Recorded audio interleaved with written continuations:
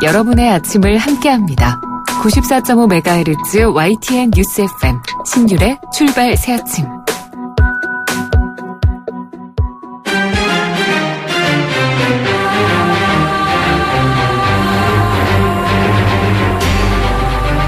매일 아침을 뉴스로 깨웁니다.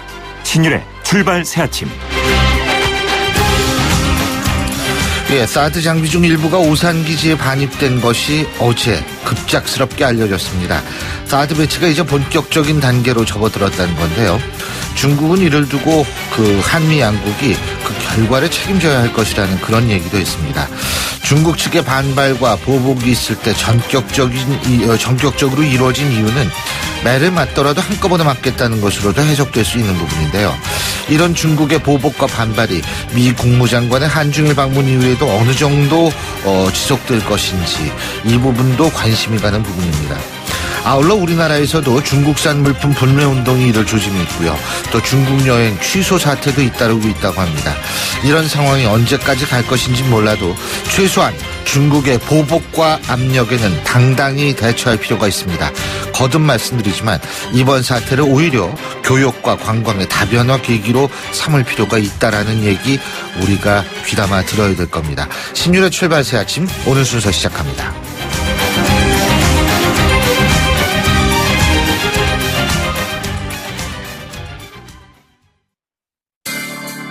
모든 자격증 합격 시대 에듀 공무원 시험 합격 시대 에듀 취업 성공의 합격 시대 에듀 이 시대의 모든 합격 시대 에듀 합격의 공식 시대 에듀 한계를 넘어 글로벌 리더가 된다는 신념으로 쉬지 않고 달려왔습니다. 1968년부터 오직 프레스 제작으로 한 길만을 걸으며 세계로 나가고 있는 IDS의 도전과 혁신은 계속됩니다. 고객 만족을 최우선 가치로 생각하는 주식회사 IDS. 김 사장님은 고민하던 공장 먼지 악취를 어떻게 해결했을까? 박 사장님도 쉽게 없애기 어려운 식당 연기 냄새를 해결하려면 정답은 역시 우양집진기. 이제 25년 기술의 우양집진기로 말끔히 해결하세요. 집진기는 역시 우양집진기. 우양집진기. 검색창에 우양집진기. 건설 관련 업체 정보들은 더하고 직거래니까 중간 마진은 빼고 매출을 곱하면 이거 결국 플러스네. 아무리 계산해도 건설 플러스. 견적부터 계약까지 건설산업 직거래 장터 건설 플러스. 건설 플러스. 연아가 좋아할 수 평창수 맑고 시원 평창의 깨끗한 수 평창수 청정샘물 올림픽을 응원해요 평창수 응원 팡팡 연아와 함께 마셔요 2018 평창 동계올림픽 공식 먹는 샘물 강원 평창수. YTN 라디오 신율의 출발 새아침. 지금까지 들어온 뉴스 정리해 보겠습니다. 백병규 시사평론가 스튜디오에 나와 계십니다. 어서 오십시오. 안녕하십니까. 헌법재판소 말이에요. 어제 이 선고기일을 얘기를 하는 거 아니냐. 그래가지고 3시에 나온다는 둥, 4시에 나온다는 둥 얘기가 많았는데 어제 안 나왔어요. 그러게 말이에요. 그래서 저도 이제 어제 도대체 며칠로 결정이 될 것인가. 네. 이것만 이제 기다리고 있었는데 어제 지금 한 4시 좀 넘었었죠. 한 5시 가까이 돼서 이제 어제 발표하지 않는다. 이제 이렇게 얘기가 나왔습니다. 오늘 이후로 늦춘다는 얘기인데, 이제 이게 어떤 의미를 갖느냐. 이게 상당히 좀 이를 두고 설왕설래가 많습니다. 헌법재판소는 어제 오후 3시부터 1시간 정도 이제 평일을 가졌는데 보통은 한 이제 2시간 정도 갔거든요. 예. 상당히 좀 평소보다 짧게 가진 셈인데 이를 두고 이제 여러 가지 해석이 나오고 있습니다. 첫째는 평일 시간이 좀 짧았던 것으로 보아서 이미 결론을 좀 내놓은 상태 아니겠느냐. 다만 발표 시점만 여러 가지 혼란을 고려해서 좀 늦춘 것 같다. 이런 관측이 하나 있고요. 또 다른 관측은 아직 결론이 나지 않은 것 아니냐. 특히 한두 재판관이 어떤 이의를 제기하고 있거나 아니면 결심을 하는데 좀 시간이 필요한 것 아니냐. 이제 이런 관측도 나오고 있습니다. 이제 중요한 것은 현실적으로 이 물리적인 시간입니다. 헌법재판소가 오늘도 선고기를 정하지 못한다고 한다면 이 탄핵심판 선고 일단은 이정미 헌재소장 임기가 끝나는 날 13일이죠. 13일로 이제 그 늦춰질 가능성이 있고 하루 더 늦어진다고 한다면 아예 선고일 씨가 그 뒤로 더 늦춰질 가능성도 좀 배제할 수 없게 됐죠. 근데 뭐 법적으로 3일 전에 꼭 선고기일을 정해야 된다 이런 것도 아니고. 네, 뭐 이틀 전까지 이제 한정은 있습니다. 그래서 하루 이제 전에 해도 된대요. 되게. 뭐 이제 그렇긴 하지만 그러나 이제 이 어차피 이게 선고라고 하는 거는 소추인이 있고 국회 소추인단이 있고 또 이제 당사자 측 대리인단들이 있기 때문에 뭐 이분들이 뭐 지방에 내려갈 수도 있고 그렇기 때문에 최소한 거기에 출석할 수 있는 기회를 준다는 점에서 최소한 이틀 전에는 좀 돼야 되겠죠. 오늘 또 한번 지켜봐야 되나요, 그러면? 예. 네, 오늘도 뭐, 이제 평의가 3시에 시작된다고 그러니까요. 4시, 5시 이 시간을 좀 주목해야 될 것 같습니다. 자, 미국은 제가 앞서 말씀드렸지만 미국이 사드 고고도 미사일 방어 체계죠. 사드 발사대 2기를 오산 기지로 공세한 것이 지금 보도가 되고 있는데 중국이 경고 수위를 높이고 있고 백악관도 성명을 냈죠. 네, 그렇습니다. 일단은 발사대 2기를 이제 오산 기지로 공수를 해왔는데 뭐 그 이상이 더 있느냐 없느냐 좀 설왕설래가 있죠. 여기도 상당히 좀 전격적이고 사드 배치 속도를 내고 있고 빠르면 2달 내 즉 그 조기 대선 전에 배치를 완료할 수 있다는 이제 예상도 좀 나오고 있습니다. 이 경상 중국 외교부 대변인 어제 그 정례 브리핑에서 우리는 그 한미 사드 배치에 그 반대하고 필요한 조치를 그 결연히 취해서 우리의 그 안전 이익을 수호할 것이다. 이렇게 얘기했고요. 네. 모든 그 뒷감당은 그 한국과 미국이 해야 할 것이라고 경고를 했습니다. 네. 또 그 유관 측이 사드 배치를 즉각 중단하고 잘못돼서 더 멀리 가면 안 된다는 것을 깨닫기를 그 강력히 촉구한다는 말도 했는데요. 이제 이 같은 경상 중국 외교부 대변인의 정례 브리핑 이후에 이 션 스파이스 미국 백악관 대변인도 이제 정례 브리핑에서 이에 대한 입장을 밝혔는데요. 이 중국의 우려를 충분히 이해한다. 그러나 이는 어디까지나 한국과 일본의 국가 안보의 문제이다. 이렇게 얘기를 했다고 그러죠. 사드 배치 계획, 이를 수정하거나 주정할 생각이 없다. 이런 점을 이제 분명히 했다고 볼 수 있겠죠. 자, 그리고 어제 참 뉴스가 많았어요. 네? 맞습니다. 말레이시아, 그러니까 먼저 북한 내에 있는 말레이시아 사람들의 출국을 금지시키니까, 예? 말레이시아 정부도 자국 내의 모든 북한인들의 출국을 시켰죠. 사실은 이제 그 양국 관계라는 게 바로 이런 거 쌍무적인 관계죠. 그리고 그 1대1에 대등한 관계이기 때문에. 쌍무적인 게 쉽게 얘기하면 네가 하면 나도 한다 이거죠. 그렇죠. 맞습니다. 예. 그래서 이 김정남 피살 사건 뒤에 그 고조된 북한과 그 말레이시아 간의 그 대응이 말하자면 말 그대로 이 전면적인 그 대립 상태로 좀 가고 있는데요. 예. 말씀하신 것처럼 그 말레이시아 정부 어제 그 자국 내 모든 북한인들의 그 출국을 금지를 했고요. 북한과의 그 단교를 공식 검토한다는 계획도 밝혔습니다. 이 자국 내 그 북한이 자국 내 말레이시아인들의 그 출국을 금지한 데 대한 대응 조치인데요. 이 쿠알라룸푸르 그 시내 북한 대사관에 대해서는 경찰이 통제선을 치고 1시간 이상 사실상 그 봉쇄 조치를 취하게 됐는데요. 이건 상당히 좀 이례적입니다. 그렇죠. 네, 그 대사관 출국 금지하고 봉쇄하고 또 다르니까. 그렇죠. 왜냐하면 그 대사관에서 요청을 해서 보호 조치는 취할 수 있겠지만 그 아예 대사관 출입을 할 수 없다라고 한 부분들은 굉장히 좀 상징적이었지만 이례적인 조치였고요. 이 말레이시아는 또 그 국가안보회의를 그 긴급 소집하기도 했습니다. 이 아흐마드 자이드 그 부총리 10일 내각회의를 갖고 북한과 모든 관계를 끊을 것인지를 논의하겠다라고 이야기를 했죠. 예. 네, 상당히 좀 결국은 이제 그 단계로 하는 것 아니냐 이렇게 좀 이런 예상들이 나오고 있습니다. 일부에서는요. 그 지금 말레이시아에 있는 북한 주민들 출국 금지하니까 거기 있는 그 북한 말레이시아에 있는 북한 주민들 아주 좋아한다. 본의 아니게 탈북을 이제 자동으로 하게 되는 거 아니냐. 이런 기대도 하고 있다는 농담 섞인 얘기도 나옵니다만. 그러나 이제 그 외교 관계가 그 단절이 되면 그럼요. 결국은 이제 그 자국으로의 이제 그 송환 조치들이 좀 취해지겠죠. 자, 우리 국내 정치 얘기도 좀 해봐야 되는데 김종인 전 대표가 탈당했지 않습니까? 탈당 선언을 했죠. 탈당 선언을. 네. 그죠? 근데 이제 본인은 탈당 후에 어디도 딴 데도 안 간다. 혼자 가겠다. 혈혈 단신으로 가겠다. 이런 얘기인가요? 네, 김종인 의원이죠. 김정인 의원은 뭐 탈당 선언 같은 건 하진 않는 것 같고요. 예, 그냥 언론들이 알아서 그냥 이야기를 하면 이제 그렇게 되는 것 같아요. 그래서 본인이 뭐 확인해주는 이런 절차를 거치는 것 같은데 1년 2개월 만이죠. 아직까지 오늘 이 시점까지는 민주당 의원인데 탈당 시기는 자신이 정하겠다 이렇게 얘기를 했는데 오늘 그 탈당계를 이제 낼 것으로 이렇게 알려졌습니다. 탈당 이유에 대해서는 몇 가지 이야기를 했습니다. 당에서 할 일이 없어서다. 안에서 안 되는 것을 보고 있는 게 더 답답하다. 이런 이야기를 했고요. 자유롭게 하고 싶어서 그렇다. 그러니까 앞으로의 자기의 운신의 폭을 좀 넓히겠다. 이런 이야기겠죠. 그리고 탈당 이후의 행보에 대해서는 이 국민 통합이 큰 과제가 될 것이라면서 내 능력으로 할 수 있는 일에 그 최선을 다하려 한다. 이렇게 얘기를 했습니다.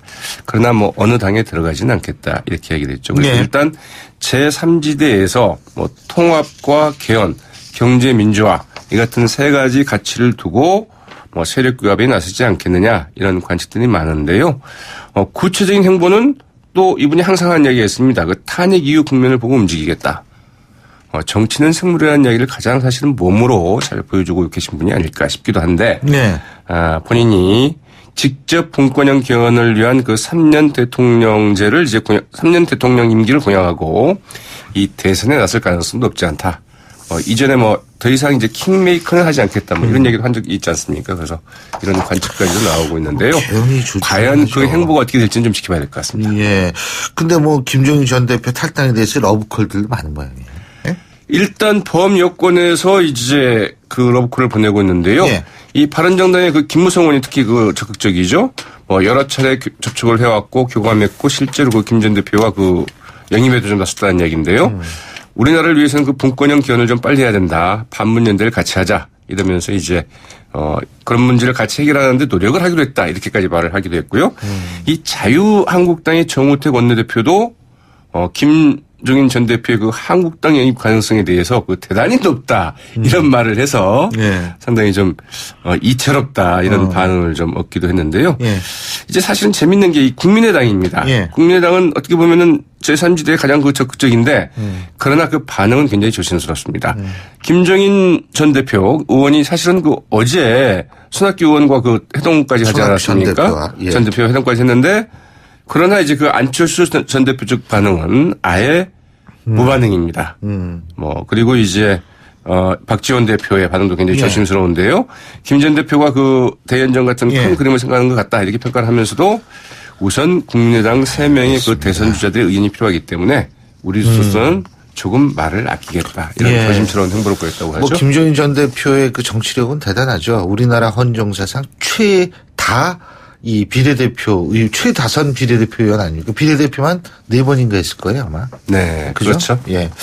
자, 그 아주 굉장히 대단한 정치력인데 오늘 말씀 여기까지 듣겠습니다. 고맙습니다. 네, 고맙습니다. 예, 지금까지 백병규 시사평론가였습니다.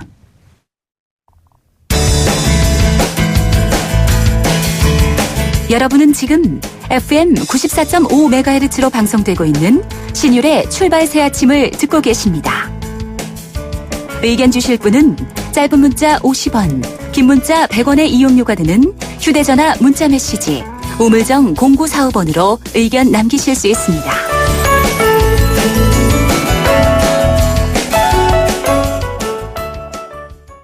예, 저희가 앞서도 계속 말씀을 드렸습니다만 한미 양국이 당초 예상보다 빠르게 사드 배치를 시작했습니다. 이르면 다음 달쯤에 사드 작전 운영에 들어갈 수도 있다 이런 관측도 나오고 있는데요. 그동안 사드 전면 백지회를 주장하셨던 분이죠.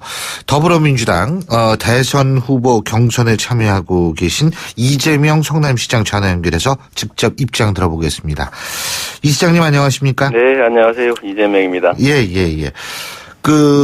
이제 어제 갑자기 발표가 됐죠, 그죠? 네. 예, 어떻게 보셨어요? 그야말로 벙글불에 콩 볶아 먹는다는 생각이 반짝 들었습니다. 네. 이게 국가 간에 이 군사적으로 외교적으로 엄청나게 중요한 문제인데, 이 원래는 박근혜 대통령 임기 안에 앞당겨서 한다고 해서 논란이 됐었던 일이고, 그러다가 또 7, 8월로 앞당긴다고 했다가, 또 5월로 앞당긴다고 했다가 갑자기 지금 또 더 앞당겨서 지금 서두르고 있는데 이런 걸 보면 이 정상적인 국가 정책 집행이라고 보기가 어렵죠. 이 뭔가 좀 흑막이 있거나 정상적이 아니라 좀 비정상적으로 뭔가 다른 목적들을 가지고 있지 않냐 이런 의심들이 자꾸 들 정도로 너무 서두르고 있습니다. 그 목적이 뭐라고 보세요? 글쎄요, 뭐 저는 이 정상적인 국민의 뜻이 제대로 받아들여지는 정부라면 이런 사드 배치 같이 그야말로 국가 안보에 도움이 안 되는 일들을 대한민국 정부가 할 리가 없다는 것이고요. 저는 뭐 사드가 대한민국 안보에 도움이 된다면 뭐 100번이라도 동의하죠. 그런데 이게 지금 실제로는 북핵 미사일 방어에 뭐 거의 도움도 안 되고 중국의 경제 제재만 뭐 받고 예를 들면 중국과의 전략적 우호 관계가 깨지고 또 미국의 군사적 이익에만 거의 뭐 도움이 되는 대한민국 안보에는 또 경제에는 도움이 안 되는 것들이라서 원래 하지 말아야 되는 게 정상이죠. 근데 이 하지 말아야 될 이 사드 배치를 정권이 바뀌면 못하게 될 가능성이 높다고 보고 그 정권 바뀌기 전에 막 긴급하게 얼른 소위 알박기를 해버리자 뭐 이런 참 이게 정상적인 국가 간 관계의 외교 정책이라고 할 수 있나 군사 정책이라고 할 수 있나 싶을 정도로 너무 서두르고 있습니다. 국가 안보에 도움이 안 된다고 말씀하셨는데 그 이유가 뭡니까? 지금 이제 정부의 말이 자꾸 바뀌고 있는데 하다못해 지금 수도권 인구의 절반이 사는 수도권은 이 사드와는 아무 관계가 없다는 것 누구나 알고 있죠. 커버가 되지 않는 거죠. 충북 이남까지만 되니까. 두 번째는 이 사드가 40km, 고도 40km에서 150km 사이의 이 고고도 미사일 방어체계인데 북한은 대한민국을 공격하려고 하면 이 고고도 미사일을 쏠 필요가 없이 40km 이하의 저고도 미사일로도 충분히 공략이 가능하다는 거죠. 40km 이하의 저고도 미사일일 경우는 이 사드는 완전히 아무 효용이 없습니다. 그리고 북한의 미사일이 약 1000기 정도 넘는다고 보고 있는데 지금 사드 포대 이거 하나 해봐야 6기, 682, 48기밖에 안 돼서 보통 이게 전부 다 맞춘다고 해도 도저히 대책이 안 되는 거죠. 그래서 결국은 나중에 이제 미군 측이 미군 부대를 보호하기 위한 것이다라고 또 얘기를 했다가 이제 최근에는 이제 트럼프 대통령이 직접 말했죠. 미국의 MD의 일부다. 미사일 방어 체계의 일부다. 근데 미국을 보호하기 위한 미사일 방어 체계의 일부다라고 얘기한 거고, 그게 대한민국 안보에는 도움은 실제 안 되는 거죠. 그 40km 이하의 저고도 미사일 쏘아도 된다 이런데 문제는 이제 그런 40km 이하짜리 같은 경우에는 핵탄두를 실을 수가 없다. 예? 아직까지 북한의 기술로는요. 그렇기 때문에 실제로 이 사드를 배치했을 경우에는 이 노동 같은 경우에는 성공적으로 방어할 수 있다. 이런 얘기가 있거든요. 어떻게 보십니까? 북한이 고고도 미사일, 그러니까 탄도 미사일 이런 것들을 지금 개발하고 있는데 우리가 좀 정말로 솔직히 해야 될 게 이 국민들을 바보로 알고 있는 거죠. 아니 미사일이 40km 그 고도 40km 이하의 미사일에는 같은 미사일인데 핵탄두를 실 수가 없다. 이것도 새로 저는 또 새로 듣는 얘기입니다. 이게 지금 정부가 발표할 때마다 바로 직전까지도 아니라고 거짓말하다가 전문가들이 얘기한 게 500kg 이하로 핵탄두를 소형으로 만들 기술이 있어야지 이제 예를 들면 스커드라든지 이런 데 실을 수가 있는데 아직까지 북한이 500kg 이하로 핵탄두를 만들 기술이 없을 수 있다. 그런 얘기가 있는 거예요. 그 부분을 여쭤본 거예요. 그게 합리화시키기 위한 말인 거죠. 이게 북한이 예를 들면 지금까지 계속 핵실험을 통해서 경량화 해왔지 않습니까? 그러면 앞으로 계속 이런 식으로 압박하고 제재하고 해서 북한이 경량화 계속해 나가면 저는 경량화가 이미 성공했다고 발표하는 자료들도 봤어요. 근데 이럴 때 되면 또 이거는 해당이 없다라고 합리화시키기 위해서 하는 얘기죠. 경량화가 그 단계까지 가지 않았다고 누가 보장합니까? 자, 그리고요. 또 한 가지는 뭐냐면 이게 이제 한미 간에 이미 이 배치를 합의한 것이기 때문에 그 지금 뭐 차기 정부에 넘기자 이런 부분도 정부가 바뀌어도 국가 간에 있어서의 합의는 어쩔 수 없는 거 아니냐 이런 얘기가 나올 수 있는 거 아닙니까? 국가 간 합의도 존중해야 되는 게 맞지만 잘못된 합의라면 파기할 수 있는 게 국가 간 관계죠. 조약이라고 하는 게 보통 뭐 지켜진 게 이 역사상 2년이 평균치였다 뭐 이런 얘기도 있습니다만은 뭐 그렇게 함부로 깨면 안 되지만 미국도 사실 가장 최근에 소위 TPP라고 하는 무역협정에서 지금 탈퇴했죠, 일방적으로. 예. 미국도 그렇게 합니다. 한미 FTA에 대해서도 일방적으로 고치자고 하겠다는 거 아닙니까? 즉 기존 합의를 파기하겠다, 고치겠다 일방적으로. 국가 간 합의는 언제든지 바꿀 수 있죠. 예. 그러면은 이 시장님께서는 한미 FTA의 재협상, 이 재협상을 찬성하시는 겁니까? 그게 옳지 않지요. 이 국가 간 합의라고 하는 걸 해놓고, 어느 일방이 일방적으로 지금 압박하고 고치고, 이 횡포 아닙니까? 제가 이 합의는 이행해야 된다는 얘기를 해서 그런 예를 한번 들어봤어요. 어쨌든 형식적으로 한일 합방 같은 경우도 합의는 합의 아닙니까? 형식적으로. 대신들이 억지로 했다는 거지만. 그러면 그런 합의였으면 영원히 그냥 합의 존중해서 그냥 살아야 됩니까? 그런 건 아니죠. 잘못됐으면 뒤집어야 하고, 뒤집기 위해서 국민들은 싸우고. 이 사드라고 하는 게 대한민국 안보에 정말로 도움이 된다고 판단하면 모르겠는데, 실제로 도움이 안 되는 건 누구나 압니다. 그냥 미국이 시키니까 어쩔 수 없이 하고 있는 거죠. 잘못된 합의니까 원점으로 돌아가서 첫 단추를 잘못 끼웠으면 그걸 다시 교정을 해야 옷을 제대로 입습니다. 동합이 불가능합니다. 이 사안은. 제가 이제 또 한 가지 여쭤보는 게 이거는 정치 공학적인 얘기입니다. 그러니까 이제 그렇게 생각하시고 답변을 해주시면 되는데 지금 이제 사실 이재명 시장께서는 유력 대권 주자 중에 한 분 아니십니까? 그런데 그러면은 이 지지층의 중도까지 확대시키고 이런 게 상당히 또 중요한 걸가 될 수가 있는데 이 사드 문제의 이런 입장이 이 지지층 외연 확장에 걸림돌이 될 것이다라는 분석도 있는데 그 부분은 어떻게 보십니까? 저는 정치인들이 옳은 길을 가야지 표가 되는 길을 자꾸 가려고 하기 때문에 나라가 이렇게 됐다고 봅니다. 예를 들면 이런 중요한 문제에 대해서 문재인 후보님 같은 경우는 저번 토론에서 전략적 모호성이라는 이름으로 답을 하지 않았어요. 이게 어떻게 돼야 되는지. 대통령이 된 다음에는 전략적 모호성을 얘기할 수 있죠. 그냥 실제 집행을 하는 사람이니까. 근데 후보는 자신의 정치적 입장이 뭔지를 국민한테 밝히고 평가받아야 되는 겁니다. 근데 오히려 지금 저는 이 야권이 입장을 일치 단결해서 이거 옳지 않다. 원상복구를 위해서 노력하겠다. 또는 현상을 동결하겠다. 그러니까 중국도 경제제재 지금 하지 말고 좀 기다려라. 야권이 집권할 가능성이 높으니. 또 미국도 좀 기다려라. 라고 하는 공동성명이라도 내고 입장이 좀 명확하면 전 중국의 이 제재라고 하는 게 좀 완화될 수 있다고 봅니다. 왜냐하면 이 제재하는 쪽 입장에서는 입장이 명확하지 않으면 한쪽으로 밀어붙이기 위해서 제재를 강화하게 되죠. 근데 입장이 명확하면 사실 제재라고 하는 건 감정만 상하고 손상만 입히니까 좀 자중하게 되는 측면이 분명히 있습니다.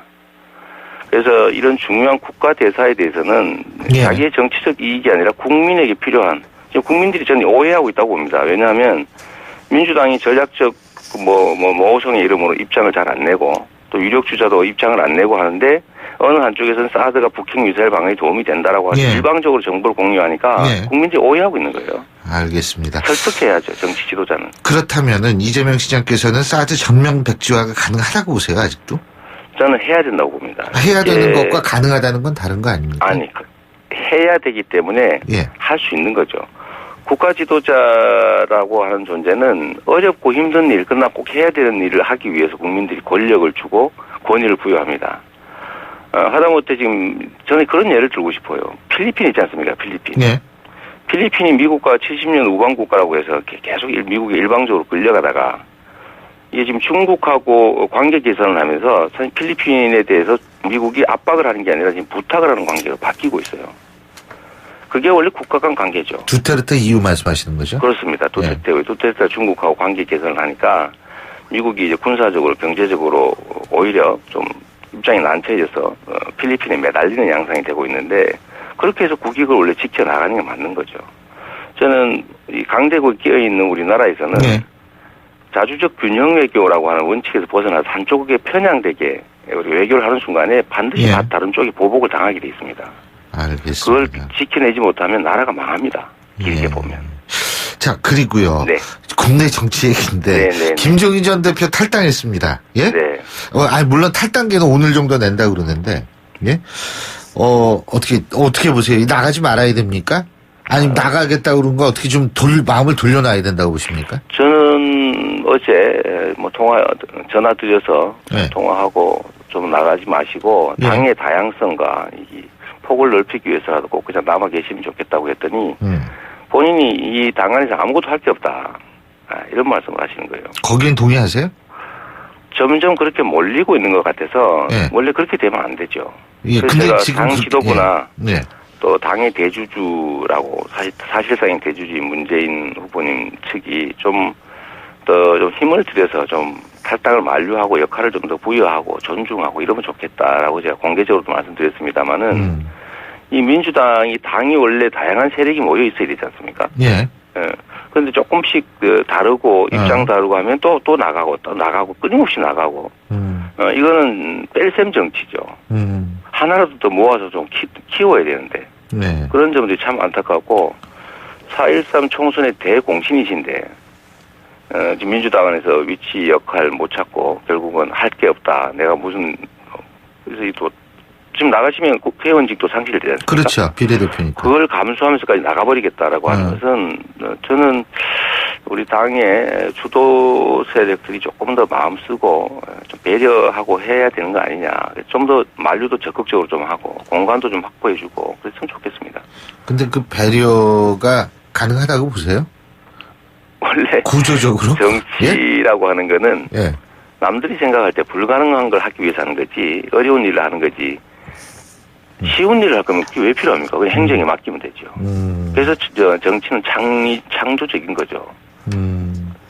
해야 되는 일이고 어려운 일을 하기 위해서 정치를 하는 겁니다.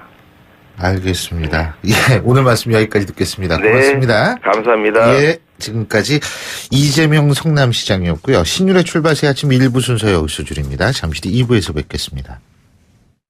골프 장갑도 G맥스 생산 장갑도 G맥스 헬스 잡도 G맥스 가죽 장갑도 G맥스 장갑하면 G맥스 대한민국 우리 장갑 G맥스 30년 한길 범양 글러브가 만듭니다. 글러브 맥스 G맥스 소통의 아침을 여는 공정한 목소리 신율의 출발 새 아침. 신율의 출발 새 아침 2부 순서 먼저 광고부터 듣겠습니다.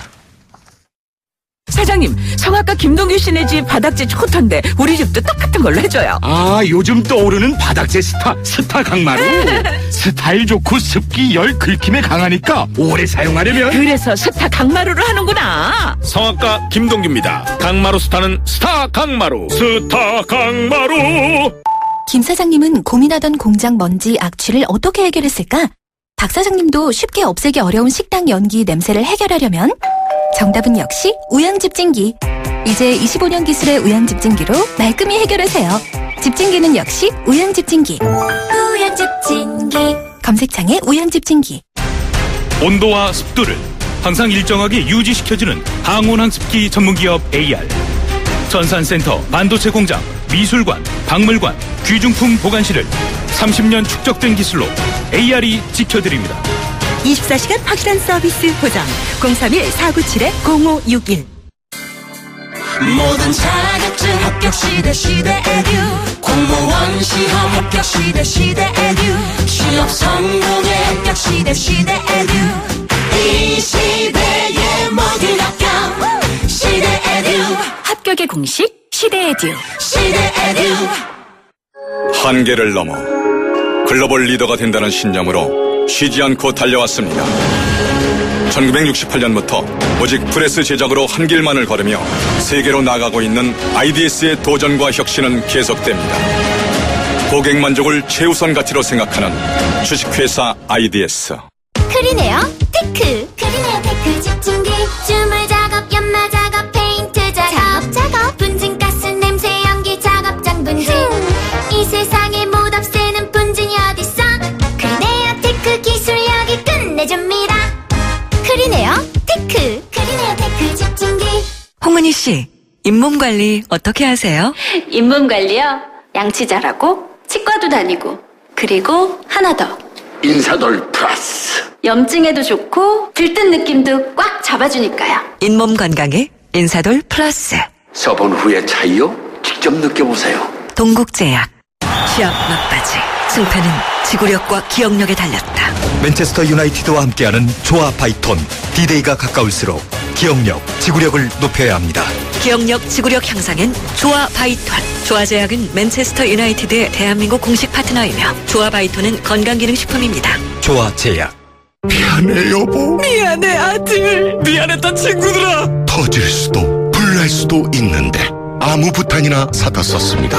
이젠 좋은 부탄만 쓰겠습니다. 위험하면 스스로 꺼지는 좋은 부탄. 좋은 부탄은 흔들면 소리가 나네. OJC. 이곳은 유치원입니다. 부모님들이 굉장히 환호하고 있는데요. 네, 출산을 앞둔 산부인과에서도 환호성이 이어집니다. 임산부, 만 7세 이하 자녀가 있다면 악사가 자동차 보험료를 깎아주기 때문인데요.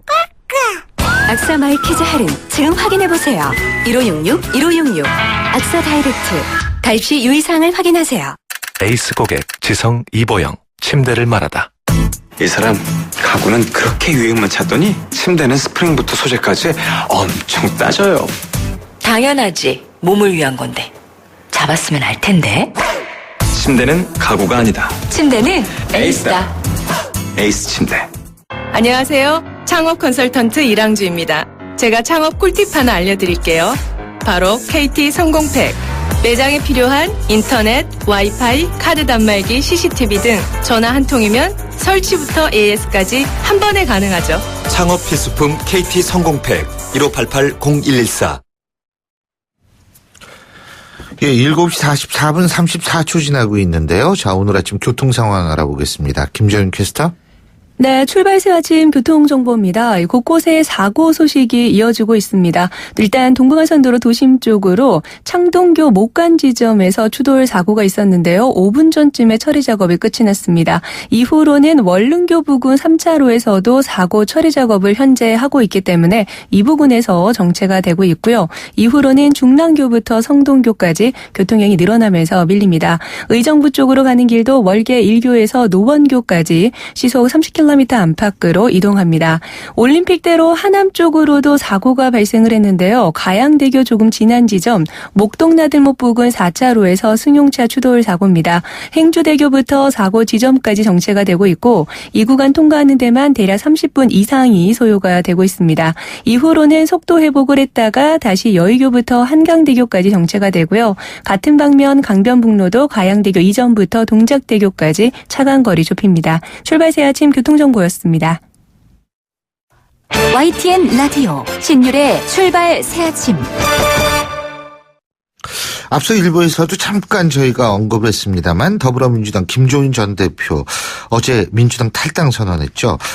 그래서 지금 수면 아래로 가라앉았듯 했던 바로 제3지대에 관한 얘기 다시 나오고 있는데요. 국민의당 이상돈 의원 전화 연결해서 자세한 입장 들어보겠습니다. 이 의원님 안녕하십니까? 네, 안녕하세요. 예, 네. 어떻게 보세요? 김종인 전 대표의 탈당? 네, 일단 본인께서 민주당에서 더 이상 역할이 없다고 생각하신 것 같고요. 예. 이것도 국가적으로 위중한 시기 아닙니까요? 이런 상황에서 남이 써준 것을 읽는 사람이 대통령 돼서는 안 되겠다. 뭐 이런 판단이 있으니까 당내 역할보다는 밖에 나가서 한번 마지막으로 한번 가능성을 보시겠다 이런 것 같습니다. 네. 예, 그 가능성을 보겠다. 어떤 가능성입니까? 그러니까 흔히 말하는 뭐 제3지대죠. 지금 대선 판국은 그 1강 2중 뭐 이거 아닙니까요? 뭐 그 뭐 선거는 이렇게 되면 뭐 의미가 없죠. 그러니까 이제 제3지대 할 때는 이제 구체적으로 뭐 바른정당, 국민의당을 아우르는 뭐 하나의 그 통합 세력을 하게 되면은 대선 구도가 이제 2강 1중으로 바뀌겠죠. 뭐 이런 것을 한번 해서 본인도 아마 큰 역할을 하시겠다는 것 같습니다.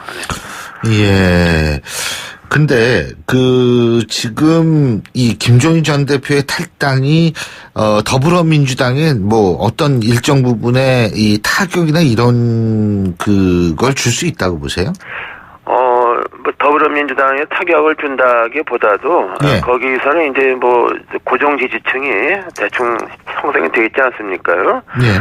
그러니까 이제 그 나머지의 유권자들이 또 세력이 그냥 파편화되어 있지 않습니까요? 그것을 한번 묶게 되면은 좀 선거다운 선거가 될 수도 있겠죠. 그러나 그건 어디까지나 가능성입니다. 앞으로 달렸죠. 네. 그 손학규 전 대표하고 김종인 대표가 이제 만났고요. 우리 이상돈 의원께서도 어제 손학규 전 대표 만나셨었죠, 그죠? 네, 그 점심 때 몇몇 기자들하고 만나서 점심을 간단히 같이 했습니다. 그래서 이제 아침에 두 분 사이에서 나눈 얘기를 좀 들었고, 뭐 덕담 같이 들리겠지만 저한테도 좀 많이 도와달라 그런 말씀을 하셨어요. 그 덕담이에요. 아주 진지하게 얘기한 걸 텐데. 근데 김종인 전 대표가 지금 사방에서 러브콜을 받고 있어요. 국민의당, 바른정당, 자유한국당 막 그러는데 지금 현재는 어느 당에도 참여하지 않겠다 이런 얘기를 하는데 신당 만들 거라는 얘기도 나오고 어떻게 보십니까? 신당은 지금 되겠습니까? 시간이 없죠. 되지 않고요. 한국당은 택도 없는 얘기입니다. 구 여권 세력은 택도 없는 얘기고 구 여권은 이 앞으로 우리가 연합이니 연정이냐 때 전혀 고려 대상이 안 됩니다. 다만 이제 좀 많은 국민들 제가 좀 많다고 표현하는 게 어떨지 모르겠습니다. 좀 걱정하는 부분이 있지 않습니까? 민주당의 문재인 대표 위주로 집권하는 것이 그런 걱정하는 사람들의 구심점을 좀 만들는 것이 필요하지 않는가? 이런 생각을 김정인 박사께서 하신 거죠. 근데 이제 그런 생각을 하고 그런 게 실제로 현실화되기 위해서는 더불어민주당 내 비문 세력들의 동반 탈당이 좀 있어야 되는 거 아닌가 이런 얘기가 나오거든요. 네, 그런 것은 이제 좀 그런 것이 좀 가시화되고, 이제 그 후에 좀 그런 일이 있겠죠. 이제 그런데 이제 무엇보다도 이제 거기서 변수는 아무래도 우리 국민의당의 어떤 경선 과정이 아니겠습니까? 그래서 손학규 대표는 적극적이지만 안철수 전 대표는 그렇지 않죠. 손학규 전 대표입니다. 그래서 그런 부분이 이제 우리 당이 좀 어떻게 되느냐가 좀 변수가 되겠죠. 손학규 대표는 왜 적극적이고 안철수 전 대표는 왜 적극적이 아닐까요? 네, 그런 건 개헌이나 이런 데서 많이 입장이 다르지 않습니까요? 그리고 또 손 전 대표 같은 경우는 아무래도 안철수 김종인 전 대표와 좀 세대도 그렇고 리더십 부분에서 좀 공감하는 분이 훨씬 많겠죠. 그 가시화는 그러면 언제 돼가지고 탈당 비문 세력의 탈당이라든지 언제쯤이라고 보세요? 시간이 진짜 얼마 없잖아요. 이번 대선은 다들 좀 늦게 시작할 겁니다. 지금 자유한국당도 지금 후보가 금방 되겠습니까? 앞으로 한 달 정도 시간이 있다고 보는 것이죠. 그간에 이제 특히 탄핵 결정 저는 물론 이제 인용 판결이 나오려고 봅니다. 그 후에 이제 국민들의 민심이 어느 쪽으로 좀 더 움직이느냐 또 그런 것도 다 변수가 되겠죠. 그 이상돈 의원께서 실제로 한 100명 정도 규합이 가능할 것이다. 비문 세력. 이런 얘기 하셨던데. 제 말씀보다 제 얘기가 아니고 그런 얘기가 좀 민주당 내 비문 의원 중에서 좀 그런 가능성을 얘기하죠. 그렇게 되면은 우리 두 당하고 민주당에서 좀 김종인 전 대표에 공감하는 의원들이 저는 적어도 한 10명 정도는 있다고 보니까요. 그렇게 합치면은 거의 한 100명도 가능은 합니다. 그러니까 비문에다가 바른정당에다 국민의당에다 그죠? 이렇게 합하면 100명 정도 가능하다. 그런 구도면 제가 말씀드린 대로 대선이 1강 2중이 아니라 2강 1중으로 갈 수 있다 보는 것이죠. 근데 이렇게 된 이후에 이제 사실 대선 후보 뽑아야 되는 거 아니에요, 그러면? 네, 그렇게 된 후에 선거를 하는 것이고, 그게 그 가능성이 이제 얼마나 있겠나 볼 수 있죠. 이대로 선거가 되면은 이른바 대세론이 무시한 게 아니겠습니까? 근데 그게 대연정하고 같은 거예요? 국민의당, 바른정당, 비문 세력 이렇게 모으는 게? 그거 지금 대연정이라는 것은 안희정 지사가 대연정 얘기했고 또 어떤 대통합 얘기를 하는데 그 안희정 지사가 특히 구여권 한국당과의 또 대연정에서 굉장한 비판을 받았지 않습니까? 예. 저도 그 부분은 좀 공감할 수 없습니다. 예. 구여권과는 대연정의 대통합이고 그건 불가능한 겁니다. 해서도 안 됩니다. 예. 저는 그렇게 봅니다. 네. 예, 그러면 이건 조금 다른 얘기인데, 그러니까 구세력하고는 그렇게 하면 안 된다. 그러면 문재인 전 대표가 얘기하는 적폐청산이라는 거하고 일맥 이 맥이 닿을 때 이렇게 봐야 되나요? 네, 저는 문 전 대표의 적폐청산 저는 너무 당연한 말씀이라고 봅니다. 100% 그냥 공감을 하죠. 특히 문 전 대표만 지금까지는 확실하게 이명박 정부 시절에 4대강 사업 해외 자원 개발 그 철저히 규명해서 책임져 처벌해야 된다고 하지 않았습니까? 예. 그 외에도 그간의 검찰권 남용, 또 국정원 정치 개입 이런 것들은 새 정권이 철저하게 좀 규명을 해서 정리해야만 됩니다. 그런 먼저 개혁을 하고 그 다음에 통합이지 모두 과거의 구태를 갖다가 다 통합한다는 대연정은 그건 불가능합니다. 있어서는 안 됩니다. 네. 근데 지금 어쨌든 상황이 상당히 좀 분열돼 있지 않습니까? 네네. 이런 차원에서 이 적폐청산이 통합에 기여할 거라고 보십니까? 저는 그래야만 통합한다고 봅니다. 그래야만 통합이 가능하다. 네, 과거를 단절을 하고, 예. 그리고 철저한 반성을 예. 해서 예. 하도록 해서 그 후에 이제 그 후에 통합을 하고 예. 국가를 이끌어 가야죠. 이거 그냥 지나간 건 지나갈 수 예. 없다. 이렇게 해서는 그야말로 우리나라 개혁 안 됩니다. 알겠습니다. 그리고 이상돈 의원께서는 법학자 출신이고 법학 교수 출신이신데 네. 이거 지금 선고일이 왜 안 나오는 거라고 보세요? 글쎄요. 지금 13일 날 선고하기 위해서 그러지 않는가 싶습니다. 왜냐하면 10일 날 선고하게 되면은 5월 9일까지 선고를 해야 되거든요. 예. 그러면 그 전일부터 5월 9일까지 그냥 하루 놀고 하루 쉬고 해서 내리 연일 휴일제 가능성이 많으니까 5월 10일 날 선고하기 위해서는 13일 날 선고해야만 맞는다고 봅니다. 저는 그거 외에는 특별한 이유를 좀 찾기가 어렵지 않습니다. 제가 현재 속사정은 다 알 수 없지 않습니까? 예, 다만 보기에 그렇습니다. 근데 이제 1시간 회의한 거 가지고도 말들이 많던데. 어제. 그건 어떻게 보세요? 네, 글쎄요. 그건 알 수 없지만은 대체로 합의가 보면 1시간 회의로 끝날 수 있는 것이고. 예. 또 어떤 이유로 오늘 다시 회의를 하는지 그건 잘 모르겠습니다. 네, 그러나 이게 탄핵이 예. 100% 인용됩니다. 이거는 형사재판이 아닙니다. 형사재판과 탄핵은 다른 겁니다. 예. 그럼 그걸 혼동하는 분이 있으면 곤란합니다. 네.